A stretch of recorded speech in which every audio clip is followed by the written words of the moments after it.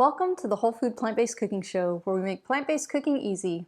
I'm Jill, and today we are making all things matcha. Matcha cookies with matcha frosting, and a delicious, healthy matcha latte. Grab a plate, 'cause it's the all-free Whole Food Plant-Based Cooking Show. Welcome back to the show, everybody. We've got a great episode for you today. We're doing all things matcha.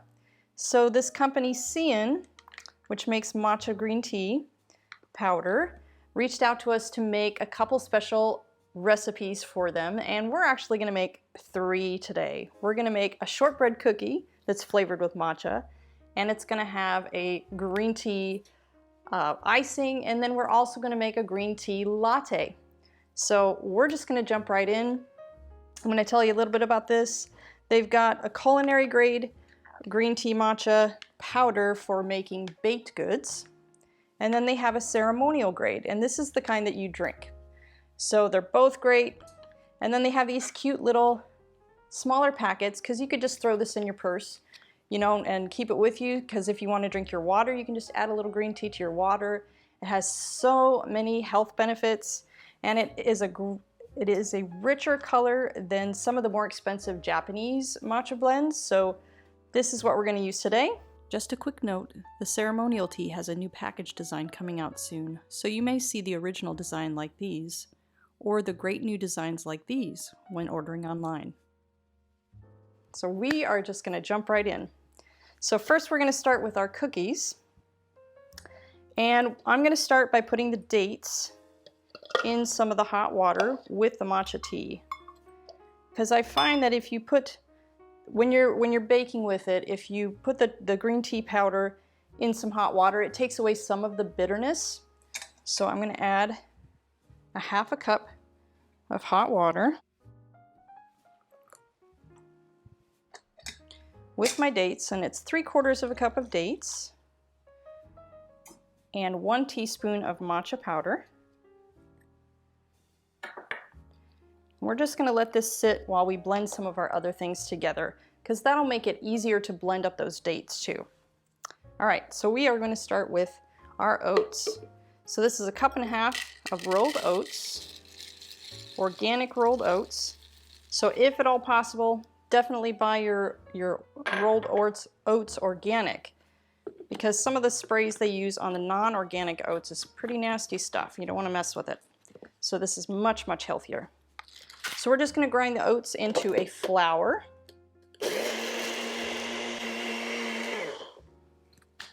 Okay, there we go. And I already have my oven preheated to 350 degrees. And if you want the complete recipe, the printable recipe, there'll be a link in the details below. Okay, so that's 1.5 cups of rolled oats, 1.5 cups of almond meal or almond flour, a 1/2 teaspoon of baking soda, and a 1/2 teaspoon of baking powder, and a 1/2 teaspoon of cinnamon. Yum. Okay, now we're just going to blend these together so that you can get any of the chunks out of there. I'm just using my whisk, just so you don't have any little chunks of baking soda or baking powder. It'd be kind of gross to get a bite of that just by itself. Okay. That looks pretty good. All right, so we're going to take this mixture here. We're going to add a 1/2 teaspoon, or I'm sorry, 1 teaspoon. Oh, this must be a new bottle of vanilla.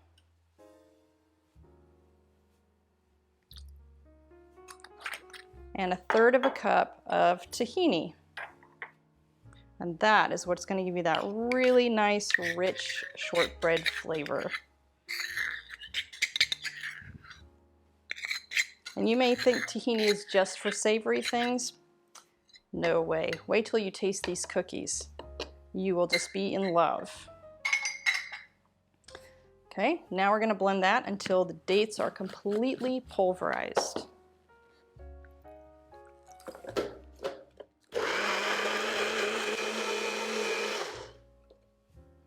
there we go. Nice and thick and creamy. Look at that. Yum. And it already smells really good. I love the smell of the green tea, especially when it's mixed with the tahini. For some reason, that combination to me just smells so good. Okay, set that back aside. Now we're just gonna pour that into the dry mixture. Make sure you get all of that out of the container. We don't want to lose any of that delicious flavor.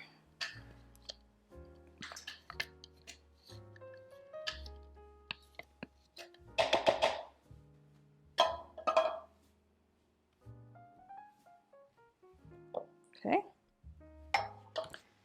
Now we're going to stir them together. And it takes a little bit. You know, it seems like there's more of the dry to the wet. But, you know, shortbread cookies are a bit of a dry cookie. They're super rich and delicious.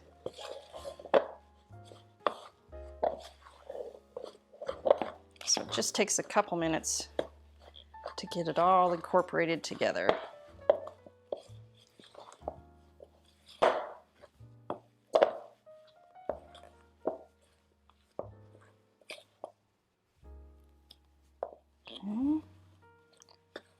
All right, that looks pretty good.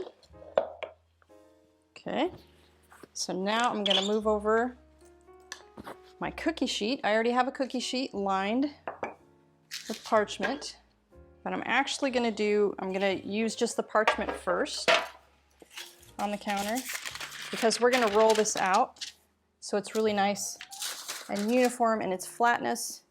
And I'm gonna use a little cookie cutter. You don't have to do that. You could just roll it into balls and flatten them. They're a little bit more rustic. But today we're gonna use our cute little cookie cutter to make our cookies. All right, scoop it out onto your parchment.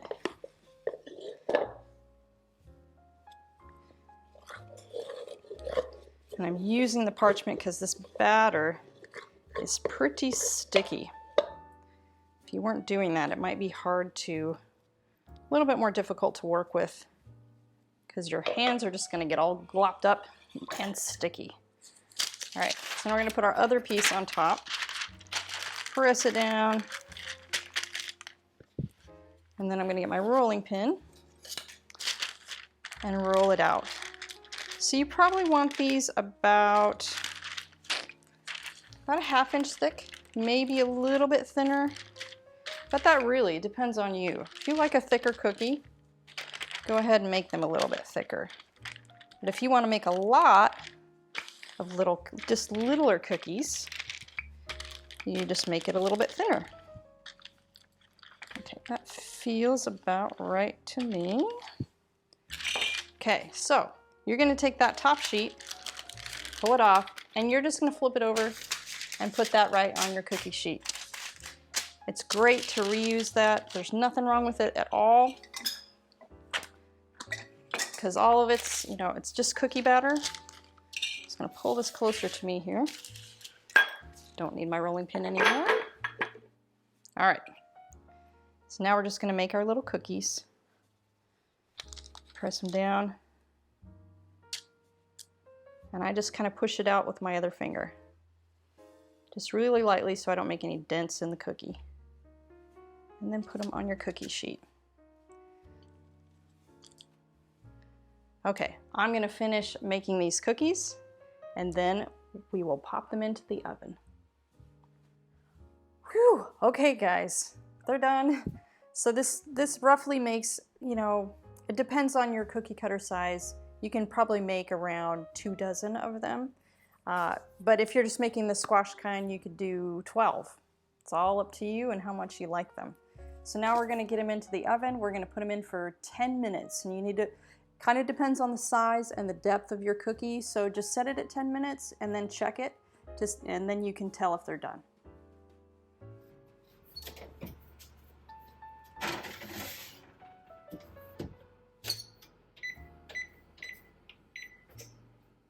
While we're waiting for that, I'd like to share with you some background on our show. The Whole Food Plant-Based Cooking Show is crowd-funded, which means these free weekly recipe videos, along with our entire catalog of recipes on our website, plantbasedcookingshow.com, and our new Plant-Based Cooking Made Easy cookbook are all made possible in part by the generous patronage of our supporting members. By becoming a supporting member, you gain access to great member perks like monthly product giveaways, free downloads of our ebooks, and access to our in-depth courses, including our 28 Days Plant-Based Made Easy course, where we offer a step-by-step guide to making the switch to a fully plant-based diet. We create this show for the hundreds of thousands of viewers just like you who tune in each month from all over the world to make it easy for everyone to live a plant-based lifestyle. So if you love our content, please join us on our mission and become a supporting member today by following the link in the description. Okay, let's get back to the show.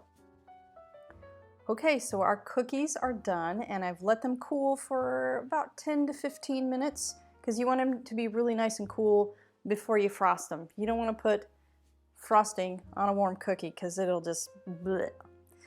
So what I did while the cookies were baking, I put some of the frosting ingredients in here so that they could soak. So this is 1/3 of a cup of cashews and 1/4 of a cup of pitted dates.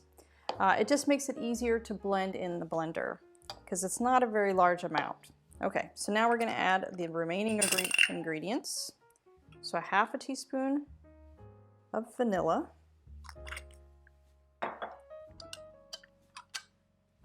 1/2 teaspoon of, or 1 teaspoon of lemon juice, about, okay, and then 1 teaspoon of the culinary matcha powder. Okay, now we're just going to blend this up until it's super smooth and creamy.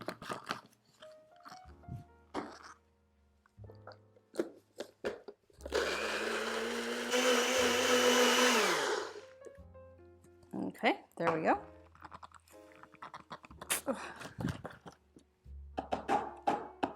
And the frosting works even better if you can make this ahead and then stick it in the refrigerator for a few hours because then it's going to set up and get really nice and firm. But I'm doing this for you here on the show, so this is just how we're going to do it. I'll make a few cookies and then I'll put the rest of the frosting in the refrigerator so it can set up and get a little bit more firm. Okay, so we're going to put that in here. Oops. And this was a tip from one of my viewers. I'm not much of a cake decorator, so I don't use piping bags very often, but they said if you stick your piping bag down in a cup and you fold all of that over it, it's easier than when you're trying to hold that bag and you're trying to scoop frosting in there and it gets all over the place. So this is a really simple, nice method. Everything stays nice and clean. You just pull that up and you're not covered in frosting. Oops. This frosting, like I said, it's going to be a little bit liquidy. So I'm just going to show you on one, and then I'm going to let it set up a little while. Oh wow, look at that. It's so creamy. It is going to make the cutest little cookies. I just love it. All right, so I'm going to put that in the fridge. I'm going to clear this stuff out, and then we're on to the tea already.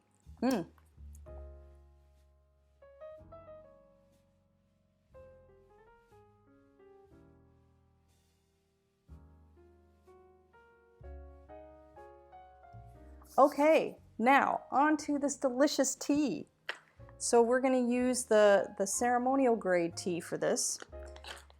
And if you are a lover of, that green tea latte that Starbucks makes, that is what we're kind of going for the taste of today.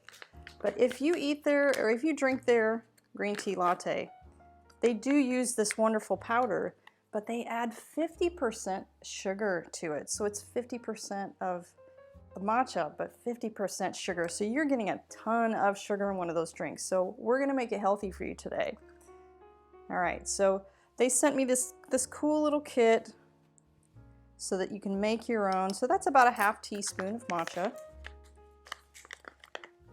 And you put it in your little sifter and you take your little spoon tool here and you scrape it around. And this is to prevent there from being any clumps in your tea, which doesn't normally happen, but This just ensures that, okay? And now I'm gonna add about 1/3 to 1/2 cup of hot water. Just below 1/2, right there. And I'm gonna use their cool little frother tool. You just get it in there and you just start whipping. You stir and whip and stir and whip, and eventually it froths up. So you may be asking, green tea, because I'm a coffee lover. But if I drink too much coffee, I kind of get the grinds, you know, you get that really kind of grindy caffeine buzz. Well, this matcha is a way better source of caffeine that won't give you the jitters, but it has 10 times the antioxidants. So it's super healthy for you. Good for cholesterol, lowers your blood sugar, it's good for liver health, your skin, your brain, all of these things. So you just keep whipping. I'm starting to get a little bit of the froth. Okay.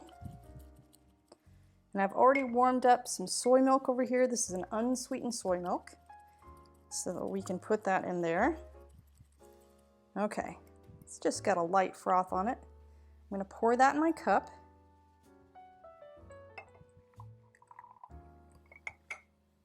All right, and then we're gonna sweeten our soy milk a little bit. And I'm just gonna use some date syrup today because that is just cooked down date juice, essentially. I'm gonna use about a teaspoon in there because I don't like my matcha super sweet, but that is completely up to you what way you like to drink it. If you like it super sweet, you might want to add just a little bit more of date paste or date syrup. Okay. Now I'm going to pour this, which is not easy. Maybe I'll just pour it into here first and then I can pour it in my cup. That might be a little easier and smarter. Okay. There we go. Oh gosh, look at that, so pretty. I just love this green color too. It's so pretty. Look at that. And these cool little cups, I'll give you a link in the details below for these cups too. They're just so cool. There we are. So I'm gonna finish frosting up my cookies and then I'll meet you at the table for a taste. Okay guys, you know what time it is. It's our favorite time. It's the testing time. So thanks again to SEEIN Organic Matcha for your delicious, organic, affordable matcha powder for us to make these delicious treats for you today.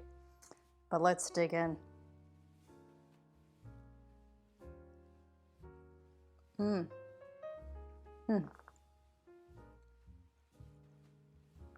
The balance of the richness of the cookie with the kind of tangy matcha flavor from the frosting is just perfect. Just the right amount of sweet and rich and tangy.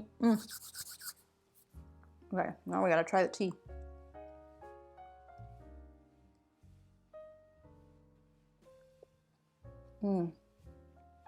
That's so creamy and smooth. Oh, that is delicious. Well, you guys are gonna love this. So there'll be a link in the description below so that you can order your own and try this out. Be sure to give this a like, and I'll see you next week for another great recipe.